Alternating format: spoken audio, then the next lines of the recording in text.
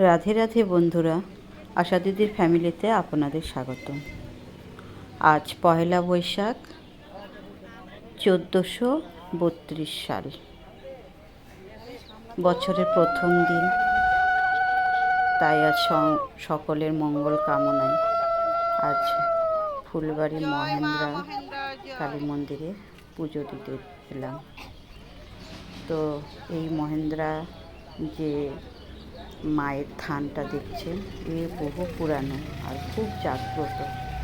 এই থানে প্রায় প্রতিদিনই গ্রামের বা ফুলবাড়ি গ্রামের বা গ্রামের আশপাশে সবাই পুজো দিয়ে যায়।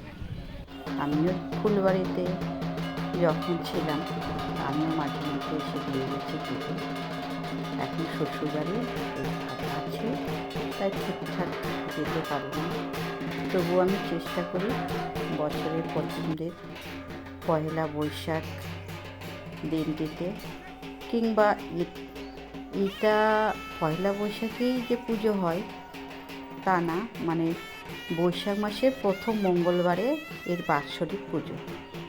প্রতিদিনই পুজো হয়, কিন্তু বৈশাখ মাসের প্রথম যে মঙ্গলবার, সেই মঙ্গলবারে এই মহেন্দ্রা মায়ের বাৎসরিক পুজো। এবং এখানে যে দেখছেন মুখাগুলো আছে, মুখা নাচ। আর ওই যে লাল শালু গায়ে দেওয়া যে ছেলেটি, ওই মুখা নাচ মেন করে। তো এখানে পুজো দিতে এসে দেখলাম একটা মায়ের ভর এসে গেছে।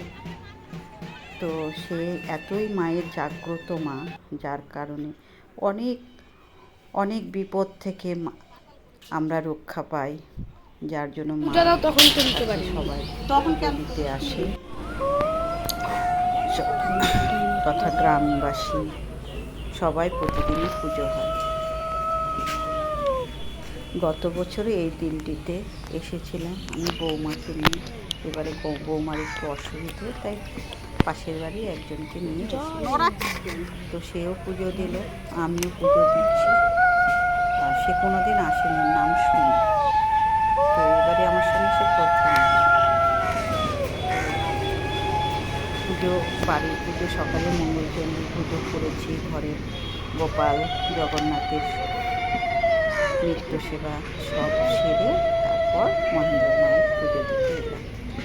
বছরের প্রথম দিন সবার মঙ্গল কামনায় এইভাবে প্রত্যেক সংসারে মায়েরা এসেছে এই মহেন্দ্রা মায়ের পুজো দিতে। তো এই যে পাশে দেখছেন সুমি, সে আমার সঙ্গে এসেছে আমার বাড়ির পাশে। ও কোনোদিন এখানে আসেনি, তো আমার সঙ্গে এসে সে খুব ভালো লাগলো। বলো, আমাকে বলো যে আমি এইভাবে, তুমি আমাকে আবার আসলে আমাকে বলো, আমি আবার আসবো পুজো দিতে। এমনিভাবে আমরা পুজো দিয়ে তারপরে বাড়ি ফেরার পালা।